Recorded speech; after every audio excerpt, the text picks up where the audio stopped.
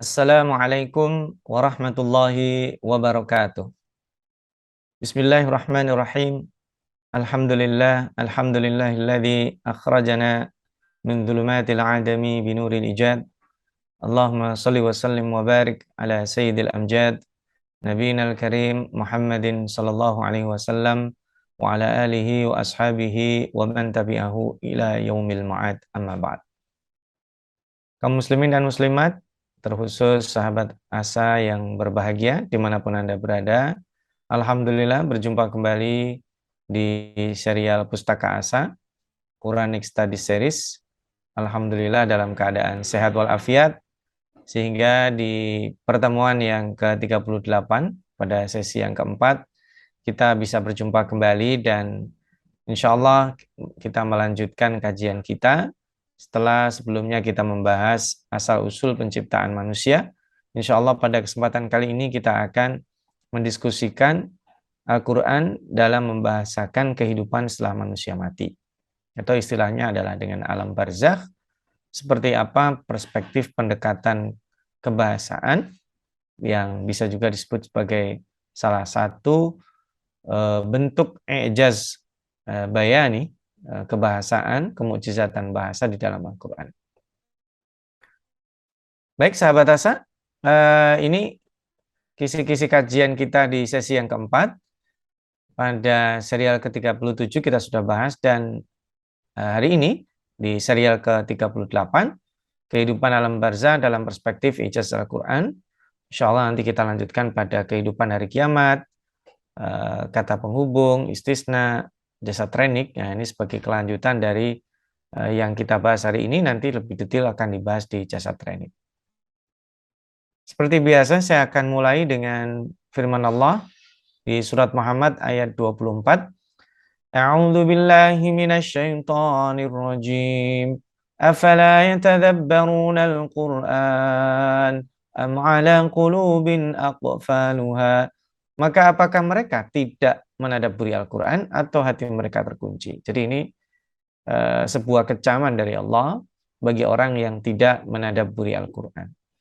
Nah, untuk bilang mudah-mudahan kita tidak termasuk orang-orang yang dimaksud di dalam ayat ini, karena insya Allah kita senantiasa menadabburi Al-Quran, membaca lalu menadabburinya. Dan sebenarnya ada beberapa ayat yang secara langsung ya sebenarnya ada isyarat terkait dengan adanya kehidupan di alam kubur dan alam barzah. Kalau isyarat umum banyak sekali, tetapi ada beberapa ayat yang mendirect langsung ya. Nanti kita akan bahas itu. Nah, ini sebagai gambaran Bapak Ibu, sahabat Asa yang berbahagia. Jadi manusia itu mengalami perjalanan kehidupan di berbagai lini masa, setidaknya 6 lini masa ini. Yang pertama, alam arwah. Kita pernah di satu masa berada di alam ini, artinya tanpa ada jasad dan ruh, dan bahkan kita sudah melakukan transaksi, ya, baiat kepada Allah. Lalu kemudian ketika kita dipindahkan ke alam rahim, kehidupan yang ada fisiknya, Allah Subhanahu wa Ta'ala ada di sana, kita ditempatkan. Ini sudah kita bahas kemarin.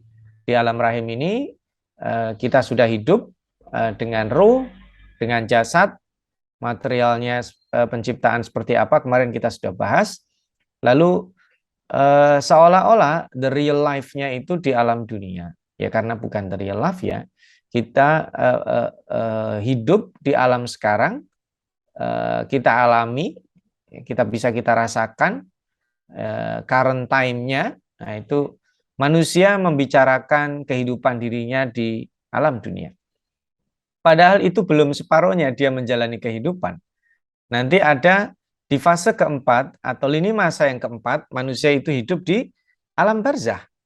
Ya, seperti apa nanti kita akan bahas. Lalu di fase kelima, di lini masa kelima, manusia melalui alam fana, alam ketidakadaan, alam semuanya binasa, hancur. Dan terakhir masuk ke alam kekekalan yang disebut dengan alam akhirat atau al-yaumil akhir. Dikatakan al-yaumul akhir karena itu merupakan hari terakhir, tidak ada hari setelah itu. Kekal dia. Al-Quran membahasakan khalidina fiyah. Nanti juga kita bahas ini insya Allah. Nah, ini penjelasan dari lini masa tadi ya, alam arwah, ini di surat Al-A'raf 172. Kita sudah berbaiat kepada Allah ketika ditanya, alastu birabbikum, apakah kalian nanti ngakui aku ini Tuhan kamu? Kita jawab, qalu bala syahidna. Kita bersaksi itu. Tetapi kemudian sebagian manusia, bahkan tidak sedikit, banyak manusia melupakan baiat dia kepada Allah Subhanahu wa taala yang digambarkan di surat Al-A'raf ayat 172. Lalu di alam rahim ini juga silakan dibaca surat Al-Hajj ayat 5. Alam dunia banyak dijelaskan dalam Al-Quran. Alam kubur atau alam barzah yang kita bahas hari ini nanti. Lalu alam fana, hancurnya alam semesta yang disebut dengan hari kehancuran. Namun biasanya manusia menyebut kiamat ya. Kiamat itu adalah hari yang ke-6, fase yang ke-6, yaitu ketika manusia dibangkitkan kembali di akhirat nanti. Baik, kita mulai di ayat ini sebagai starting point-nya. Sahabat Asa, kita coba pada ayat ini kita baca di surat Al-Mu'minun. Sebenarnya ini ada ayat 99 ya. Sebelumnya kalau kita mau nyambung, ketika hari itu dibangkitkan, manusia itu tidak bisa apa-apa. Dan mereka itu minta dibangkitkan. Kalau jadi ini adalah sambungan ayat ke-99 ya. Kenapa mereka itu minta dikembalikan, minta dibangkitkan di lini masa sebelumnya supaya mereka bisa berbuat. Makanya di sini la'alli a'malu shalihan fima taraktu kalla innaha kalimatun huwa qailuha wa min waraihim barzakhun ila yaumi yub'atsun. Jadi orang-orang itu tidak mungkin kembali. Ya. Tidak mungkin manusia itu kembali. Nah, tetapi ini menarik, nanti kita akan bahas secara kebahasaan ya. Ini saya mengungkapkan kata barzakh dulu ya. Barzakhun itu secara kebahasaan itu berarti pembatas antara dua hal. Maka alam barzakh itu adalah alam yang membatasi sesuatu yang membatasi dua alam. Ya. Sesuatu yang membatasi antara ruh dan jasad manusia. Alam barzakh adalah alam ruhnya. Jadi jasadnya yang sudah wafat dikebumikan di dalam bumi, ya di bawah tanah ya. Sementara ruhnya, ruh manusia itu yang sudah meninggal, ya hanya Allah yang tahu hakikatnya. Ya. Nah, kata barzakh di dalam Al-Quran ini disebut hanya 3 kali saja. Di surat Al-Mu'minun ini, lalu di surat Al-Furqan dan surat Ar-Rahman. Tetapi di surat Al-Furqan Ar-Rahman itu tidak terkait langsung dengan bahasan alam kubur. Ya. Nah, nanti bahasa kubur itu juga ada sendiri. Nanti kita akan membahas istilah itu ya.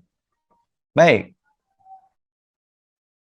Kata barzakh ini yang difungsikan sebagai pembatas, dan manusia itu tidak mungkin kembali karena sudah ada batasnya, ada barzahnya, ada border. Nah ini yang mengerikan ketika Allah menggambarkan dalam surat ini dengan bahasa wa min waraihim. Masya Allah.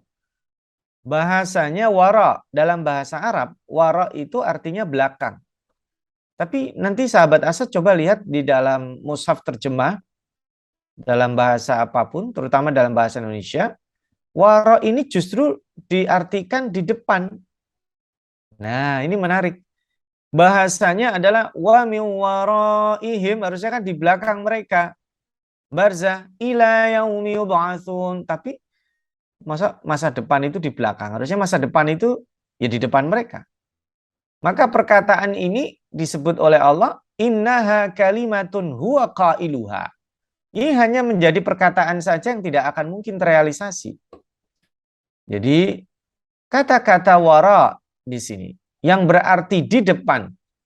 Ya, ini kan manusia memang tidak mungkin jalannya ke belakang. Ya, ini kalau eh, diartikan secara literal memang begitu. Tapi kalau kita membayangkan visualisasinya, ini ada disorientasi.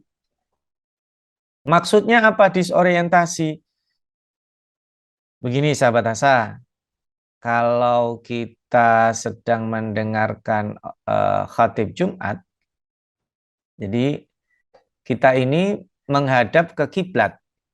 Jadi mihrab ada di depan kita.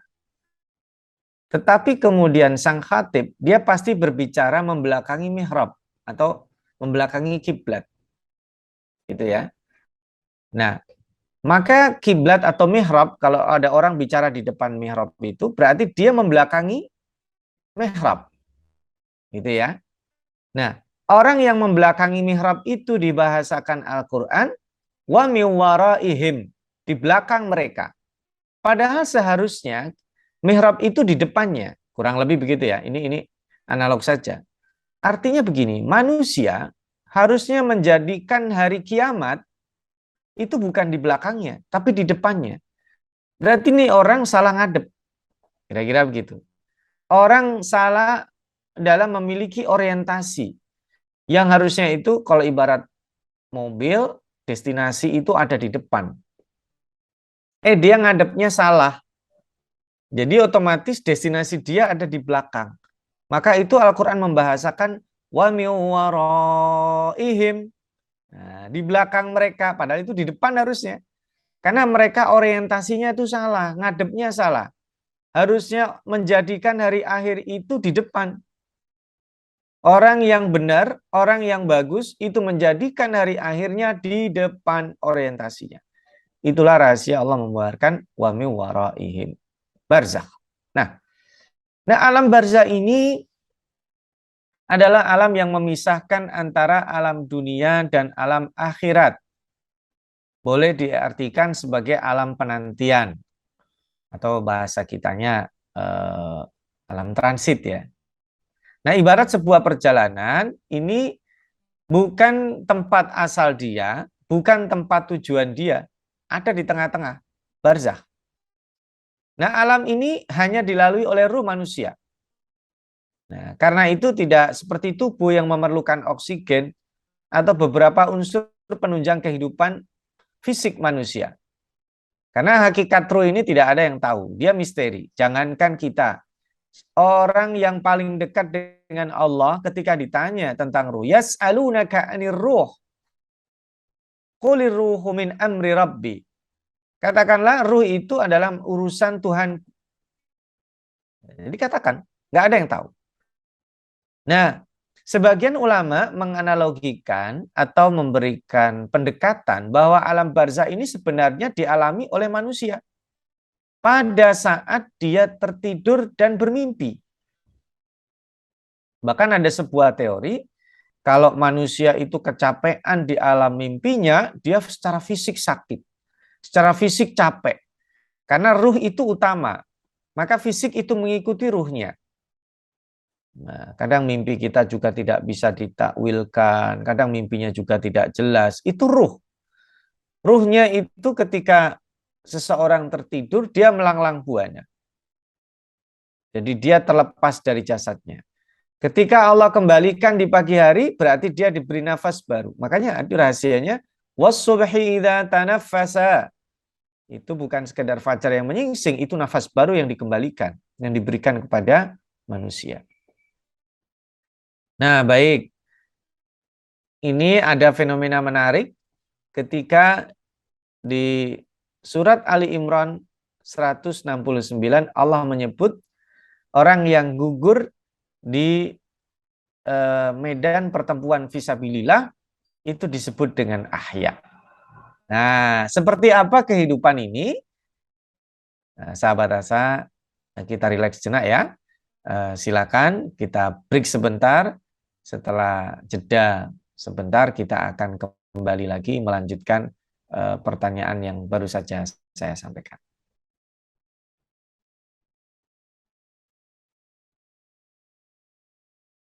Menuntut ilmu adalah sebuah jalan yang akan mengantarkan manusia pada kemuliaan. Dengan ilmu, manusia mendapatkan panduan untuk berpikir dan bertindak.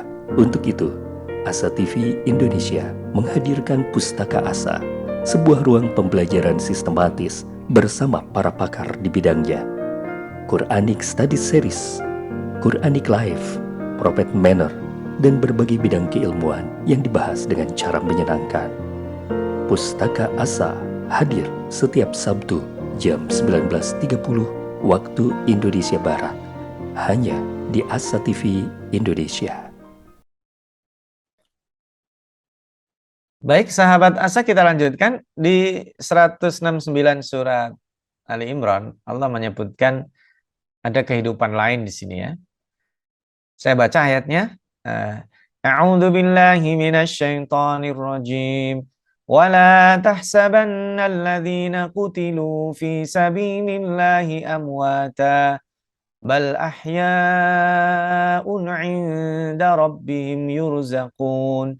Nah, ini menarik, orang-orang yang gugur sebagai syuhada di medan pertempuran atau medan jihad fisabilillah, itu mereka dikatakan oleh Allah hidup.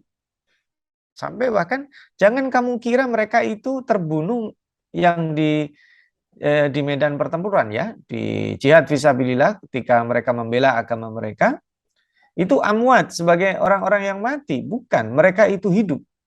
Padahal secara fisik mereka dinyatakan, secara medis mereka dinyatakan meninggal. Kok bisa mereka dinyatakan hidup? Seperti apa? Nah, jasad orang-orang saleh ini utuh ya. Nah, menarik ya. Apa kaitannya dengan kehidupan alam ruh, lalu dengan jasad mereka yang tidak dimakan oleh mikroorganisme? Nah, ini yang menjadi salah satu bahasan menarik. Sekalipun nanti akan lebih detail kita bahas pada topik pembahasan tentang jasa training. Ini bahas singkat aja. Nah, ini ada ayat lain yang memberikan isyarat ya. Saya baca surat Saba ayat 14 ya. A'udzu billahi minasyaitonir rajim. Falamma qadayna alaihi al-maut ma dallahum ala mautihi illa dabbatul ardi ta'kulu min sa'atah. فلما خر تبينت الجن أن لو كانوا يعلمون الغيب ما لبثوا في العذاب المهين. Ketika Nabi Sulaiman meninggal dunia, wafat beliau, itu tidak ada yang tahu orang di sekitarnya, kecuali ketika dabbatul ard, rayap itu memakan tongkat beliau. Maka Nabi Sulaiman itu tersungkur dari yang tadinya mungkin duduk ya.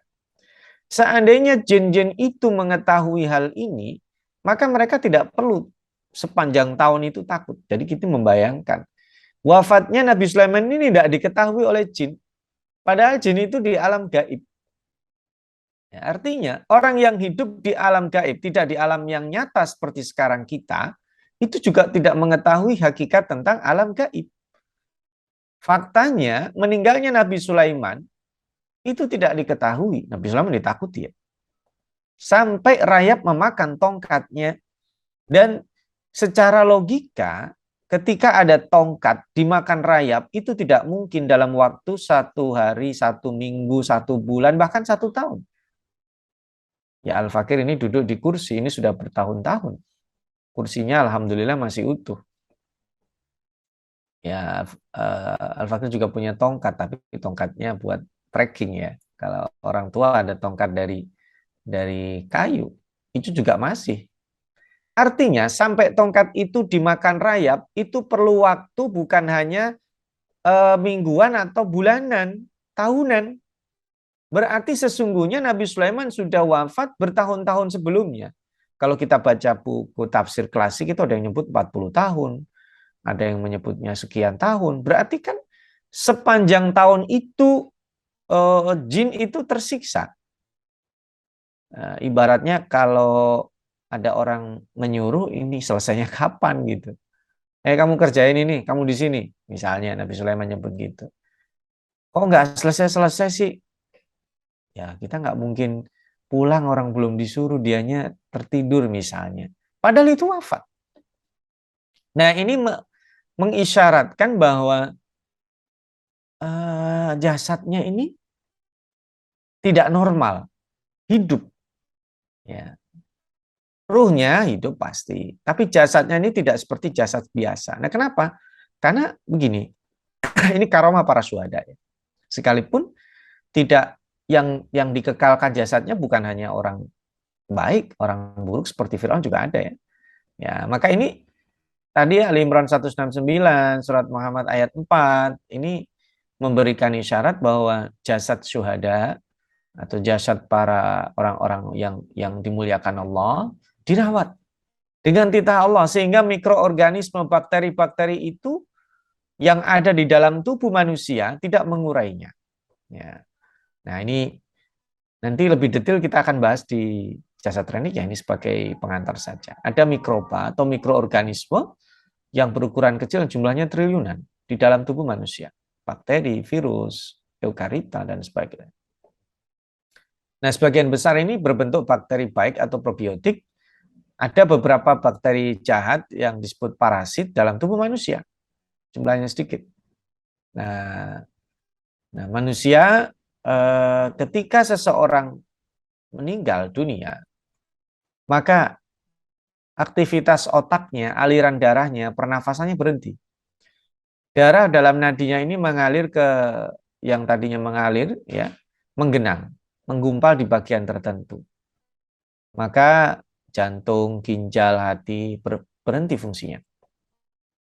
Beberapa menit kemudian, sel ini nggak langsung mati ya, makanya orang yang meninggal dunia itu fungsi-fungsi fisiknya itu masih bisa ya, difungsikan sehingga memungkinkan seseorang melakukan donor organ yang secara fikih sudah dibahas dalam ilmu fikih dan kedokteran modern ya.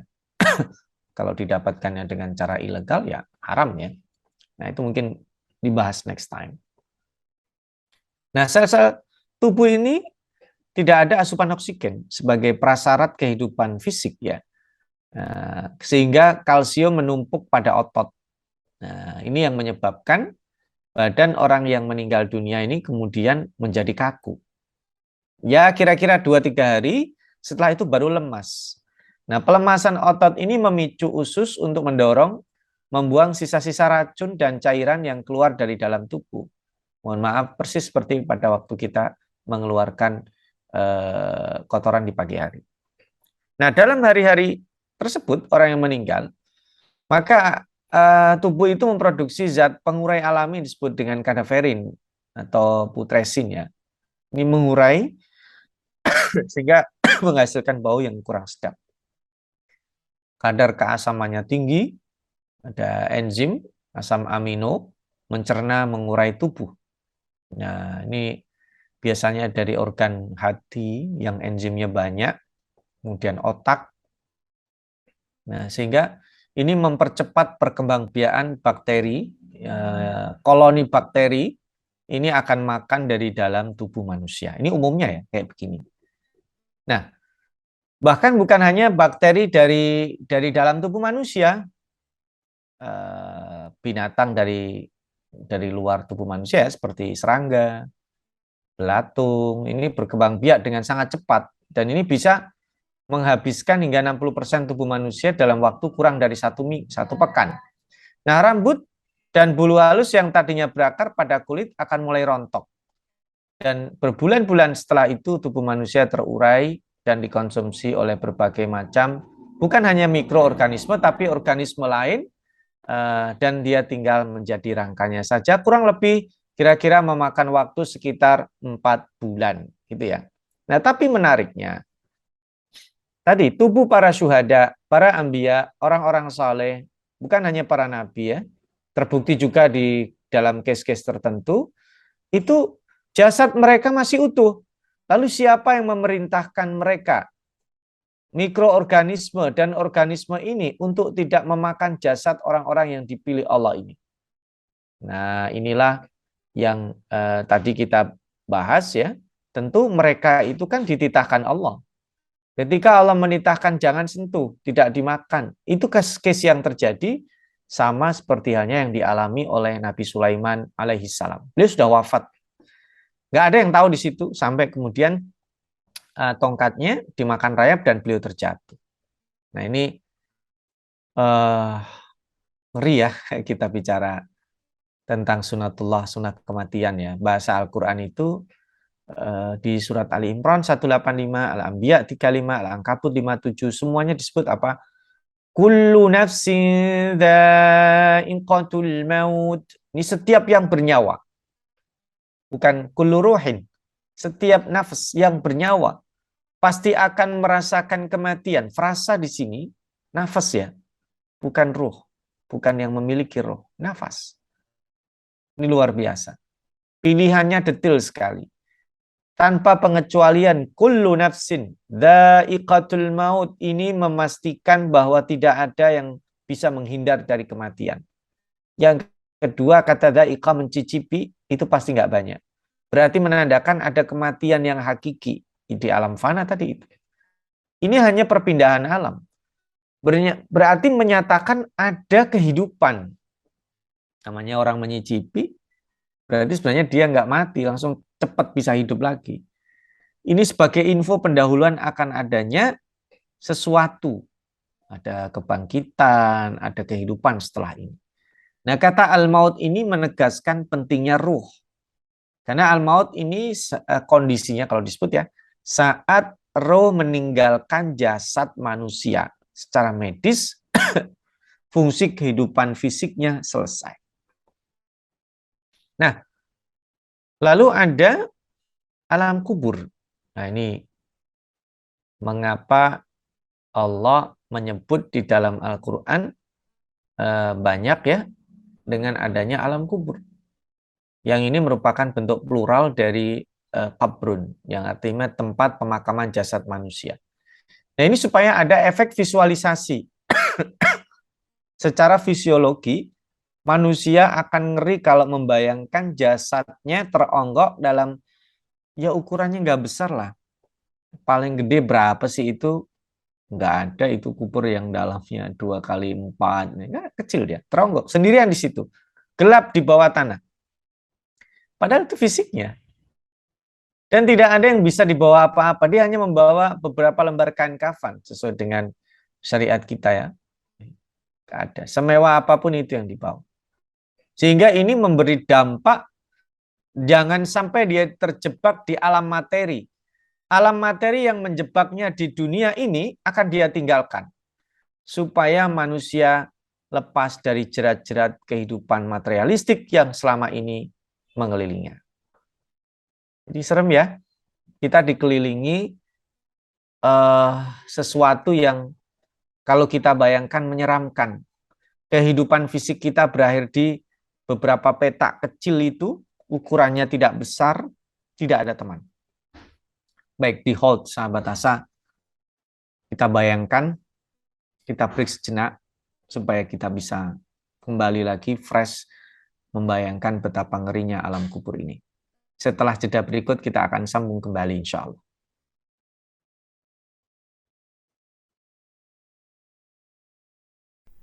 Saat hari Senin tiba, banyak orang yang merasakan malas dan tidak bersemangat menjalaninya. Tapi sekarang tidak boleh lagi terjadi. Tonton saja I Love Monday di Asa TV Indonesia. I Love Monday menghadirkan pembahasan mencerahkan dan aplikatif yang dikemas dalam I Love Myself, I Love My Job, I Love My Prophet, dan satu segmen spesial Solve with Love. I Love Monday setiap hari Senin di Asa TV Indonesia. Inspirasi keluarga Islami.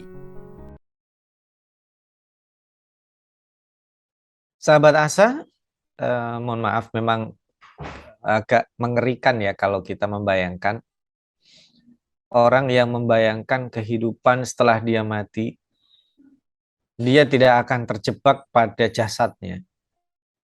Ya, jasad kita tidak ada harganya kalau kita ruhnya meninggalkannya. Ya, bukti tidak ada harganya, dia harus dikebumikan. Nah, itu menandakan syariat ini lengkap. Dia tidak hanya mengurusi ruh, dia mengurusi jasad juga. Maka ketika kita di dunia itu syariat kita terkait jasad dan terkait ruh.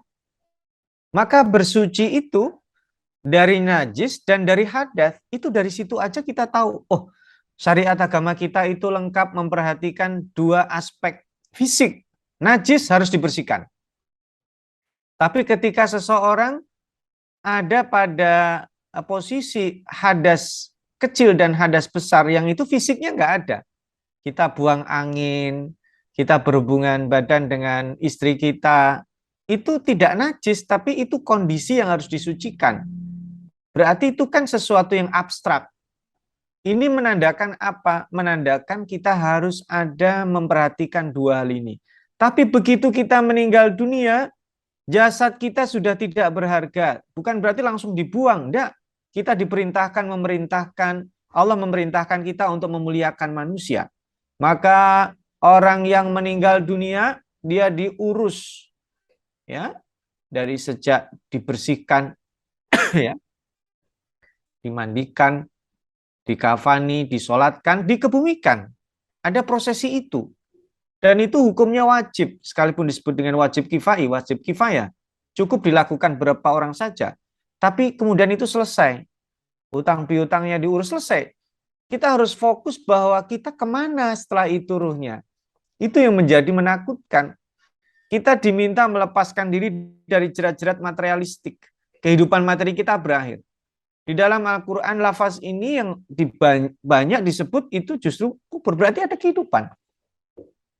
Lihat misalnya pada saat Nabi Muhammad SAW berada di Baqi atau di pemakaman-pemakaman yang ada, beliau selalu mengucapkan salam, dan kita juga diminta begitu. Assalamualaikum ya ahlal kubur. Ini mengisyaratkan ada orang yang di situ diucapkan salam, berarti mereka menjawab. Ya cuman kalau mereka jawab kita dengar, kita nggak jadi masuk, takut kita. Ini menandakan juga isyarat di hadis Nabawi disebutkan ada nikmat kubur dan ada azab kubur. Karena itu kita tidak boleh menyakiti fisik mayat. Ada pengurusan jenazah yang tadi Al-Fakir sebutkan. Nah, detil-detil kehidupan di alam kubur itu menjadi misteri. Karena orang yang menjalaninya tidak pernah kembali untuk berbicara kepada kita, untuk menceritakan hakikat apa yang dia alami. Ini harusnya menjadi renungan buat kita, betapa kita hanya fokus di alam dunia, fokus di alam materi. Sehingga persiapan kita untuk menyambut alam kubur ini lebih kepada sisi fisiknya. Mohon maaf, mohon izin. Tidak dilarang, tetapi kalau kita melihat adanya pemakaman yang luar biasa, ya harganya, fasilitasnya, Masya Allah. Ya bagaimana ya, itu kan mengurus fisiknya, fisik kita. Sementara ruh kita itu tidak di situ.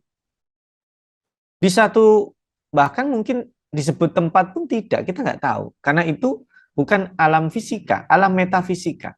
Bukan alam fisik. Sudah bukan fisik lagi.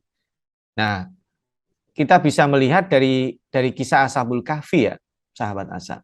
Kisah ini menandakan bahwa Allah itu tidak bisa dibatasi ruang dan waktu. Allah menitahkan apa saja, waktu disuruh berhenti bisa. Ashabul Kahfi ini tidur 300 tahun. Bahkan bahasanya luar biasa. Salasami'atin sinina wazdadu tis'a. Tergantung dihitung pakai tahun apa. Tahun bulan Qamariyah atau Syamsiyah. Penanggalan matahari atau bulan. Kalau penanggalan matahari 300 tahun. Penanggalan bulan 309 tahun. Ya, bayangkan mereka kemudian berjumpa kembali dengan keturunannya. Keturunannya itu sudah yang kesekian bertemu dengan dia, dan mereka betul-betul secara fisik itu nyambung. Tetapi orang yang hidup 300 tahun sebelumnya bisa berjumpa dengan orang pada hari itu sesuatu yang mustahil. Tapi Allah bisa. Itu kisah nyata. Bukan sesuatu yang tidak nyata. Nah, ini menandakan mudah. Dan kisah Ashabul Kahfi ini berulang. bukan hanya dialami oleh Ashabul Kahfi. Ada kisah yang dialami oleh Nabi Uzair ya, itu 100 tahun. Ya. Jadi orang itu dibangkitkan itu mudah. Sama seperti halnya kita dibangkitkan di pagi hari. Ya, makanya kita tidak bisa angka-angka yang disebutkan Allah ini sekalipun bisa jadi tidak eksak. Angka ini sendiri, kalaupun eksak itu kan disebut bukan exactly 300 tahun, tapi 300 tahun plus 9. Itu rahasianya hingga saat ini juga tafsirannya tidak hanya satu seperti yang tadi Al-Fakir sampaikan, itu salah satu tafsiran saja. Menandakan mereka itu hidup di alam ruh. Fisiknya diistirahatkan, bahkan mereka sama sekali tidak tahu apa yang terjadi. Mereka masih menganggap tidur 1 hari atau setengah hari atau 1 hari. Qala kam labithtum? Qalu labithna yauman aw ba'da yaum. Mereka mengatakan, "Oh, kita sehari." Enggak, kita setengah hari aja. Begitu mereka turun ya dalam kisah Ashabul Kahfi itu kaget mereka. Suasana berubah. Mereka bawa uang mau beli makan, nggak laku uangnya. Bahkan mereka ditangkap, dan seterusnya. Itu kan rahasia Allah ketika menjadikan waktu itu terhenti. Dan ini menandakan tadi yang kita baca di Al-Mu'minun tadi itu. Wa min waraihim barzakhun ila yaumi yub'atsun. Kata Wara, menandakan manusia nggak mungkin kembali ke belakang. Manusia itu melompat ke depan. Ya. Dia harusnya hidup di 300 tahun yang lalu, tapi dia hidup di alam hari itu. Nabi Muhammad SAW mendahului kita, melompat ke depan sampai dikasih tahu apa yang akan terjadi nanti. Jadi manusia itu memungkinkan untuk time travel, melakukan perjalanan antar waktu. Nah ini kajian sendiri ya, secara saintifik memungkinkan, tetapi tidak mungkin manusia mundur ke belakang. Dia maju ke depan mungkin, tapi mundur ke belakang tidak mungkin. Allah memperlihatkan apa yang belum terjadi, itu mungkin. Manusia melalui masa itu mungkin. Nah ini kajian tentang time travel ini mungkin kita akan bahas secara tersendiri. Terakhir kita kembali pada bahasan kita, membangkitkan masalah mudah bagi Allah. Bukti nyatanya adalah kisah Ashabul Kahfi, kisah yang dialami oleh Nabi Uzair, dan banyak hal. Adanya perbedaan di antara kita, struktur fisik kita bisa jadi sama, tapi waktu yang dibutuhkan seseorang berbeda-beda. Ya, untuk hidup manusia standarnya tidak satu. Ya, dulu pernah Allah memberi umur kaum Nabi Nuh 1000 tahun lebih, ratusan tahun. Tapi sekarang jarang orang diberi waktu lebih dari ya 60-70 lah seperti yang disabdakan. Umur umat Nabi Muhammad ya ma baina sittina wa sab'in. Antara 60-70. Ada yang mungkin 80, 90, 100, tapi jarak. Ada yang meninggal juga sebelumnya. Nah, baik sahabat asa yang berbahagia, ya, sebagai simpulan akhir, takeaway lesson kita, jadi apa kesimpulannya? Kesimpulannya adalah alam barzah itu ada. Alam yang membatasi kehidupan saat ini di dunia dan kehidupan setelah itu. Berarti tadi ada 6 lini masa yang kita sebut. Kenapa ini alam barzah? Ibaratnya ini kalau dalam ujian tengah semester ini di tengah. Waktunya masih panjang. Tengah itu bukan berarti 30 menit, 30 menit. Enggak begitu. Misteri ini. Tidak ada yang tahu karena ini bukan alam non-materi. Dia hanya dialami oleh ruh saja yang meninggalkan jasad manusia. Nah, adanya nikmat kubur dan azab kubur ini tidak dirinci detail secara bahasa, tetapi dengan isyarat tadi itu. Nah, Allah memberikan penggambaran kehidupan non-materi dengan materi supaya kita nyambung. Maka bahasa kubur itu lebih banyak, sedangkan barzah 3 kali disebut hanya 1 yang terkait dengan itu. Ya, kisah Nabi Sulaiman, ya, jasad-jasad yang diabadikan, bahkan termasuk mungkin ada juga orang jahat seperti Fir'aun. Itu Allah yang menitahkan, bukan karena dia orang soleh, bukan karena dia orang hebat, enggak.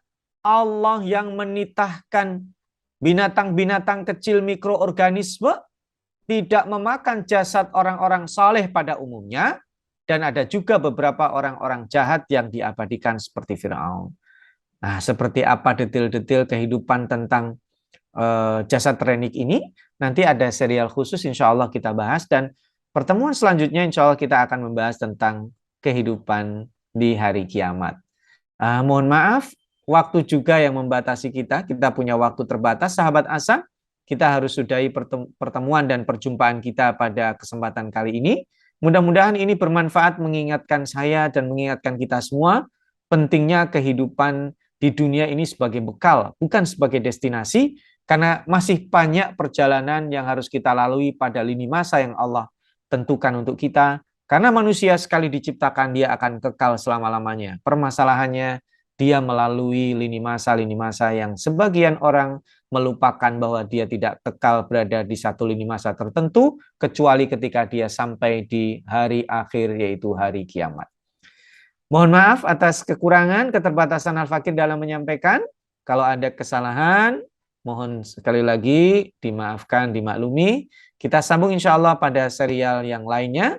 Kita akhiri perjumpaan kita pada serial Quranic Studies kesempatan kali ini dengan membaca doa kafaratul majlis. Subhanakallahumma wa bihamdika asyhadu an la ilaha illa anta astaghfiruka wa atubu ilaik. Wassalamualaikum warahmatullahi wabarakatuh.